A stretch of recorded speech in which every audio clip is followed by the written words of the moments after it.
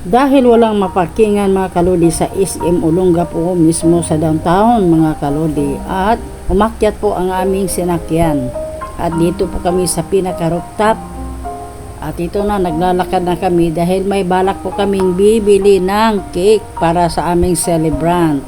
Shout out po sa taga Olongapo at first time po namin talaga makalodi na pumunta rito. Naghihintay po kami sa elevator at humabol po ang aking anak na babae. Ayan, hinihintay po namin talaga na babalik po dahil puno po talaga sa mga customer. At maraming nakasakay sa elevator mga kalodi. First time po kaming pumunta rito sa pinaka-rooftop po ng SM. Para po talaga mga kalodi na bibili lang ng cake. At ito na, dito na po kami sa kanilang ground. Masaklap lang mga kalodi dahil 9:30 pa po kaming nakarating from Pampanga at ito wala daw. At napaaga po ang dating namin from Pampanga mga kalodi at ito na. Kaya naghahanap po kami ng cake. Nagbubukas naman po ang SM pero hindi po yung nagtitinda ng cake. Kaya ang ginawa po namin ay lumabas po kami mismo sa SM.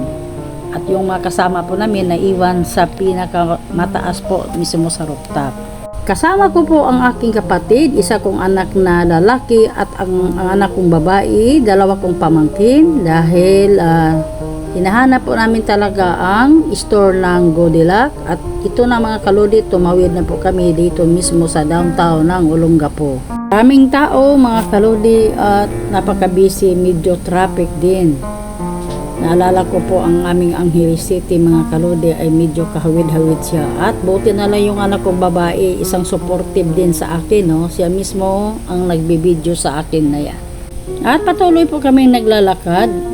Ayan na, una na yung dalawa, yung kapatid ko at yung anak kong lalaki at ito na po mga kalodi, nahanap na po namin ang Goodilac. Ayan, pumasok na po kaming lahat dyan. At pagpasok namin dyan mga kalodi, sobrang mainit sa labas at ito na, sobrang lamig sa loob. At ito yung anak kong lalaki talaga, napaka-joker. Ito na mga kalodi, naghahanap na po kami ng cake para po ibibigay po namin mismo sa aming birthday celebrant. Marami pong klaseng cake nila dito mga kalodi, pero katulad po sa atin na nagkakaedad na, tulad po sa atin na nagkakaedad na at pinagbabawal sa atin ang sobrang matamis talaga, lalo na po sa mga icing mga kalodi. Kumain na sobrang matamis, no mga kalodi, akala lang natin na tayong mga mataas na BP, iwasan po natin ang maalat sobra at iwasan po natin talaga ang matamis. At nilalambing ko po ang dalawa kong pamangkin dahil nagustuhan nila ang lugar na yan, sobrang malamig mga kalodi. Sobrang init man sa Pilipinas mga kalodi, ang malaga dyan makagala lang ng ibang lugar. Simpleng buhay, ang mahalaga nakakapunta po tayo sa lugar na gusto natin. Pabalik-balik na lang silang tumingin sa cake mga kalodi, hindi ko alam kung anong nagustuhan nila. Hinihintay pa namin kung anong gusto talaga ng aking kapatid dyan. Okay lang na makatambay kami ng panandalian mga kalodi dyan mismo sa Goodilac dahil sa sobrang lamig talaga. Kaya ito na, nagsulat na yung kapatid ko ng para pang greeting sa aking kapatid na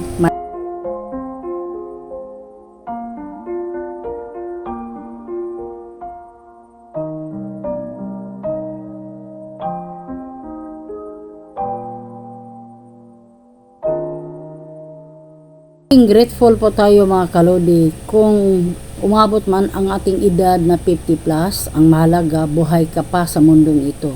Marami ngayon na mga bata pa ay hindi na talaga nakakaranas kanilang birthday. Kaya ito na mga kalodi, lumabas na po kami at tumawid para makabalik kami mismo sa aming lugar kung saan po kami nakaparking sa 5th floor mga kalodi.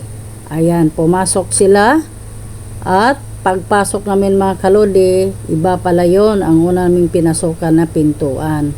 At medyo po talaga naligaw kaming konti. Pero ako naman, nahuli lang ako dyan dahil ang ginawa ko ay puro video. Ayan mga kalodi, umakyat na po kami talaga mismo sa SM at tuloy-tuloy na po yung pagpasok namin. Maraming salamat.